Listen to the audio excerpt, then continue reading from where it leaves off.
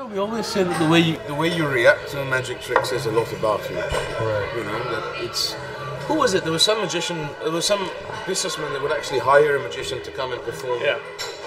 As a party, and everyone at the party was potential applicants for a job, and so he would hire a magician to come perform for them, and then watch their reactions to how, you know, to different magic tricks, just to see the kind of person they were. A magic trick done well, if you're able to take that in and you react in a way that is delighted to be, you know, to kind of face this kind of harmless mystery. Right. Kind of says a lot about kind of how you deal with the world, how you deal with what's important, what's not. Yeah. There are people who are deeply offended. They were fooled by something like a card trick, and they take it very seriously, and they don't like it, and they don't want to deal with it. And those tend to be people I don't really want to be around, even because they seem that their priorities are out of whack. There's a way to reveal how the trick works. Sometimes the reason we keep the tricks, the method secret, is that the methods sometimes are to a lay audience kind of ugly, or they seem kind of simple, and you know, simple but not easy. But they seem kind of like, well, that's all. When you watch a magic trick, it's the only time in your life when not knowing is a good thing.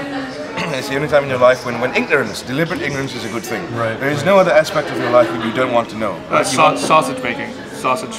I want to know how sausage is. I don't want to know how sausage. Seriously? No. But it goes. It's better. It's better not to know. You chew it between your teeth. Go back to this. It's the one time in your life when not knowing is a good thing.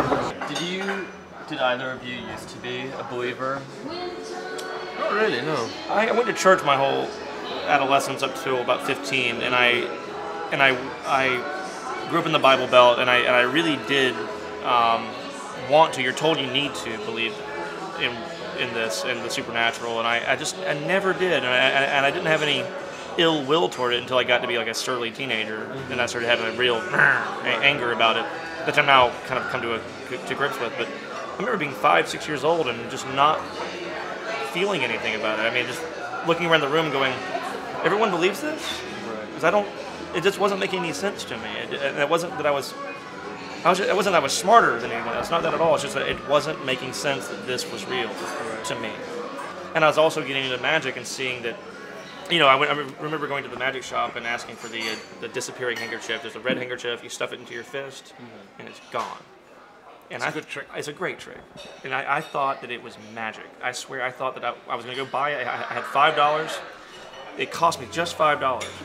And I swore that the magician was going to teach me a magic spell. I was going to have to, like, sign something over. I was going to have to, like, take blood out of my finger. I really believed that there was going to be some... Behind the curtain, there would be miracles. It would be something really dark. I was going to have to, like, hear... Because I was hearing about supernatural all the time. I thought that this must be part of that.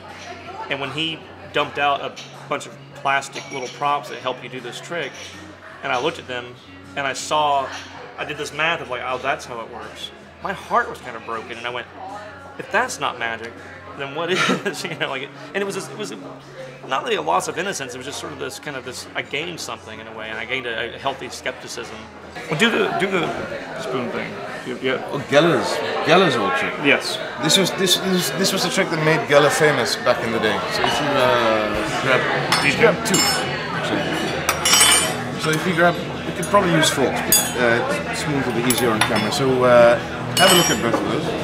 These are not our spoons, these are from the restaurant.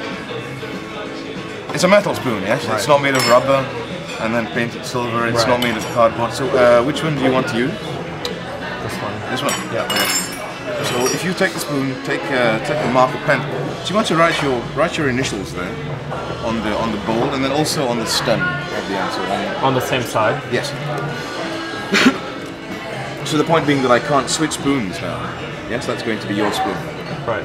I mean, to the extent that you can own... And then you'll owe the restaurant. Exactly. Right. You will owe the restaurant. Right, I'll owe the restaurant. So, to point out at the beginning, that's your spoon with your initials. Right. And then also, at the beginning, both the spoons are flat. They're both sort of nesting. They're exactly the same. So I'll use your spoon. I'll try this with your spoon. If it doesn't work, don't hit me. But if you watch the spoon, actually hold out your hand like that. Up a bit. So if I put my hand on top of yours, you don't feel anything just yet, yes? But hang on for a second. Feel that? Mm-hmm. It's like it's vibrating. Right. Yes? Okay.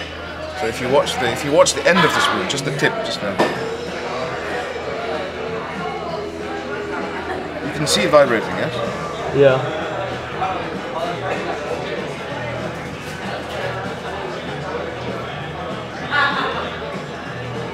And you can see that bending. Right. Yes. A little bit, just so now, after a while, both you see there's actually a difference between the two of them. Now, I don't want you to think that's some kind of chemical that I have on my palm. So if I hold out the entire spoon, you can see above and below now. Right. And you know there are no wires, no magnets or anything. So if you watch the tip of it.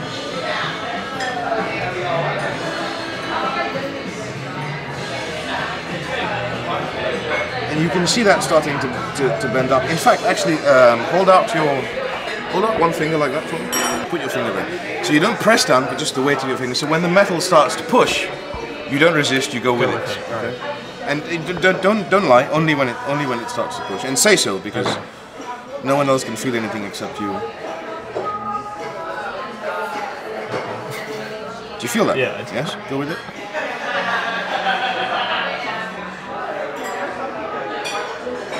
And take that. That's not our spoon. That's the restaurant spoon. Yeah.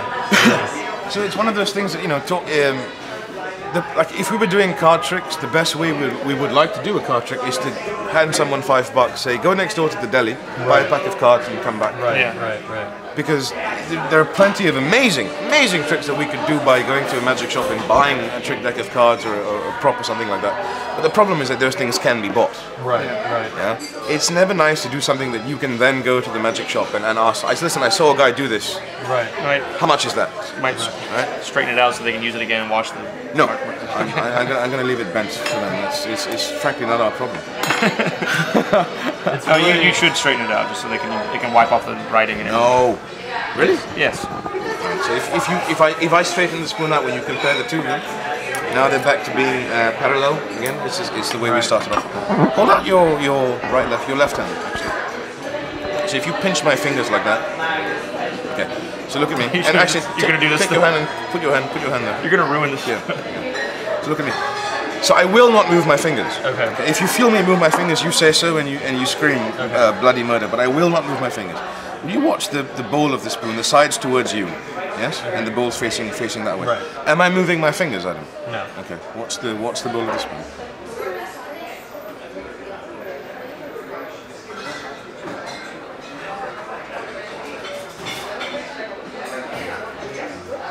Am I moving my fingers? No. You see the spoon moving? Yep. But I'm not moving my fingers, yes? Right. Now, it's going to go a bit more.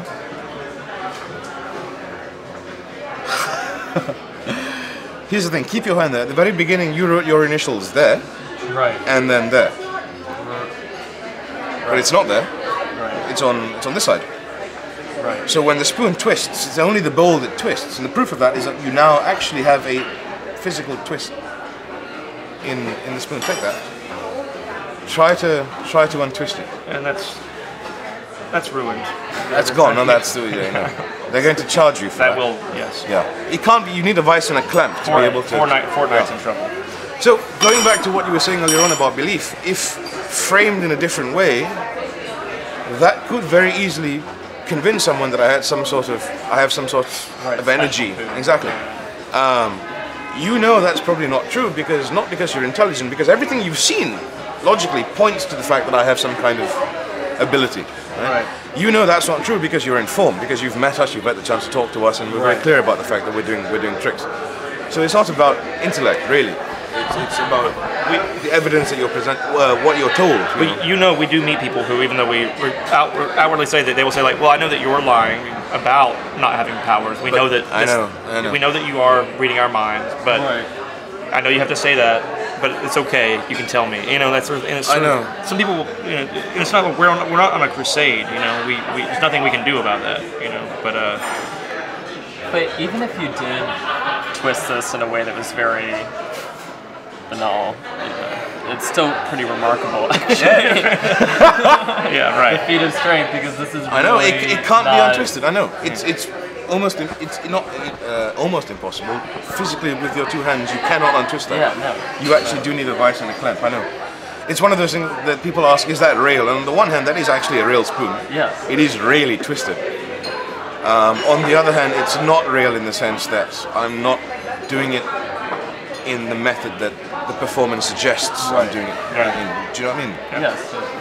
So it's which is what makes a good trick, you know. On the one hand, everything you see points to one direction, whereas everything you know points in a different direction. And very little of that has misdirection. That is, you know, look over here. You know, it's much more of a exactly. The misdirection kind of lies in giving this sense of we're going down this road where the spoon's bending, but you don't quite see it coming. That you could possibly also work metal.